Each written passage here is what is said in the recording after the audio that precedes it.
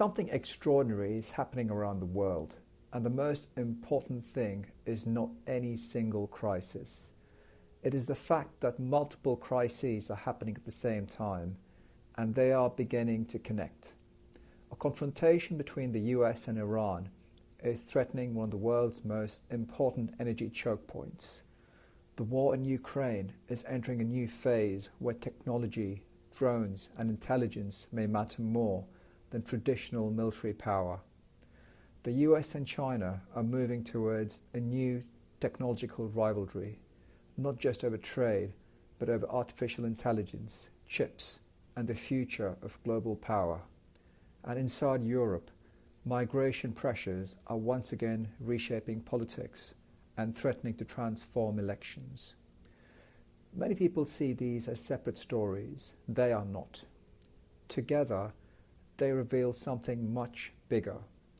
The old global order is being replaced by something far more unstable.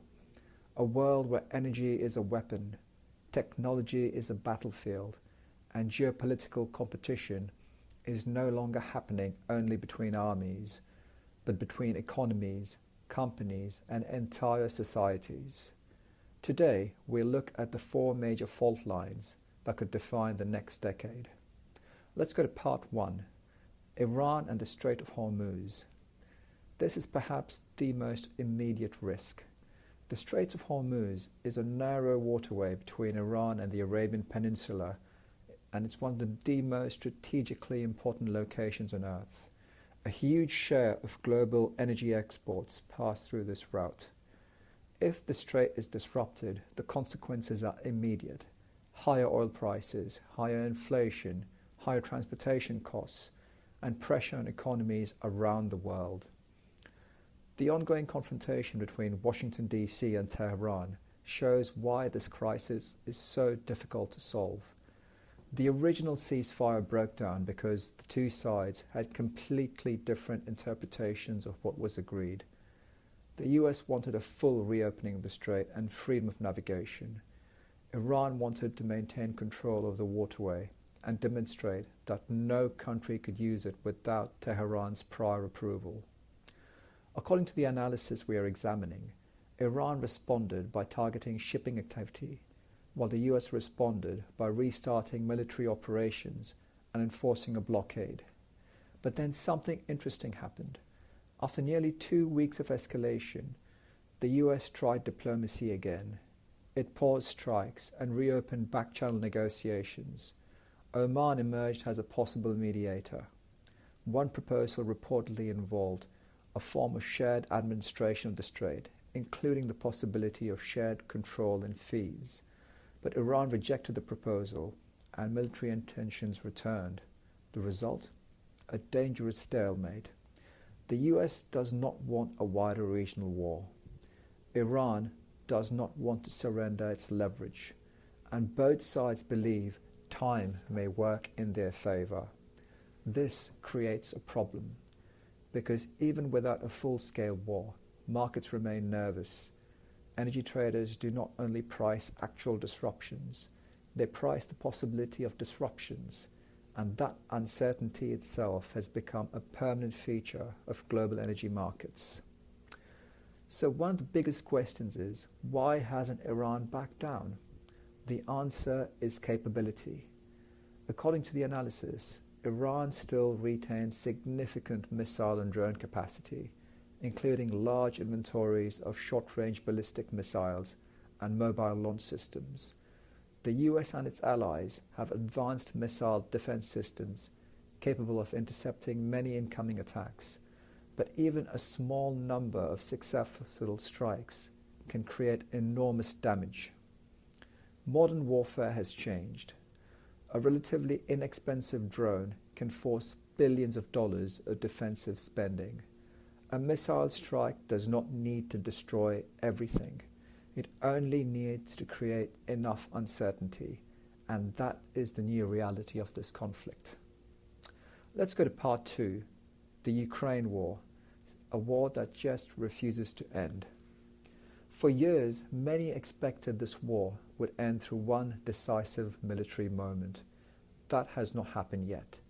Instead, Ukraine has become a war of endurance, a war where technology increasingly determines outcomes: drones, artificial intelligence, satellite intelligence, precision targeting. These tools are changing how wars are fought. And something important has recently changed: the relationship between Washington, D.C. and Kiev. After years of tension, there are signs of a more pragmatic relationship emerging. Why? Because Ukraine has something valuable to offer: battlefield experience, drone technology, and lessons from fighting one of the world's largest armies. This has encouraged closer intelligence cooperation between the US and Ukraine, allowing Kiev to conduct more sophisticated targeting operations. But even this relationship still has limits. The US remains cautious about steps that could dramatically escalate the conflict. The question is not simply, can Ukraine fight? The question now is, how far is Washington, D.C. prepared to go? And then there's a Kremlin dilemma. Russia faces its own strategic challenge. Ending the war requires compromise, but compromise carries political risks. The longer the conflict continues, the harder it becomes for Moscow to justify changing course.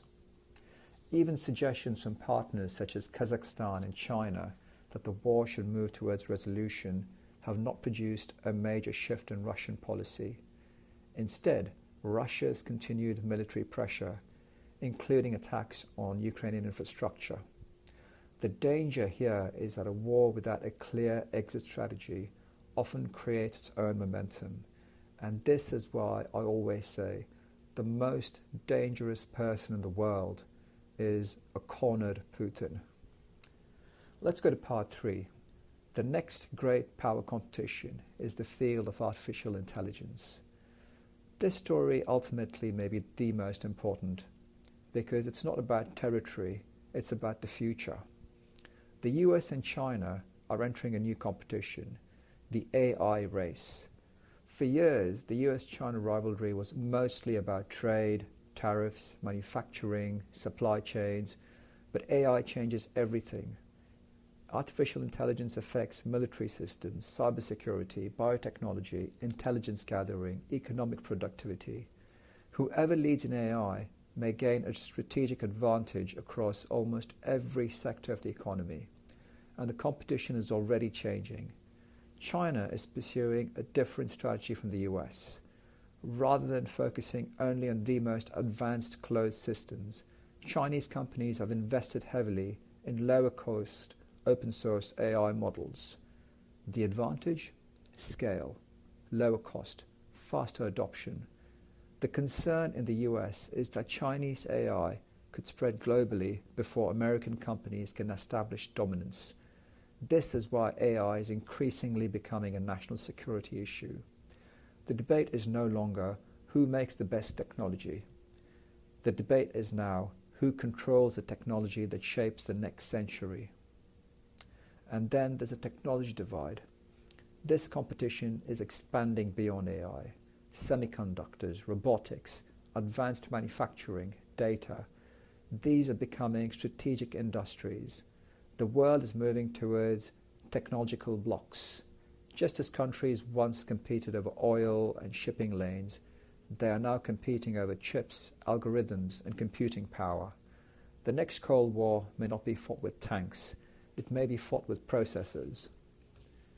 And finally, let's go to part 4. This is Europe's migration challenge.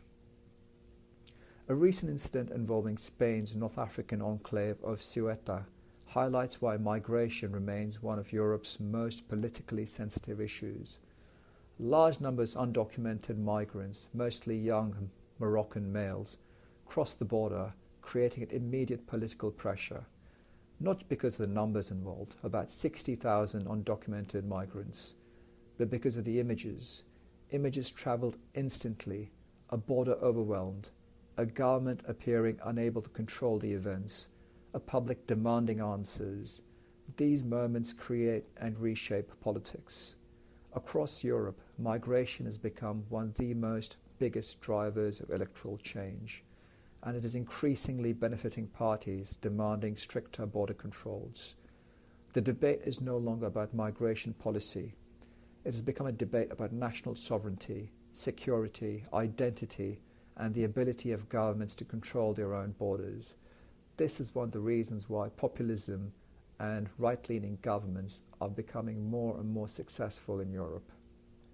So what is the conclusion about the world that is emerging? What connects Iran, Ukraine, China, and Europe?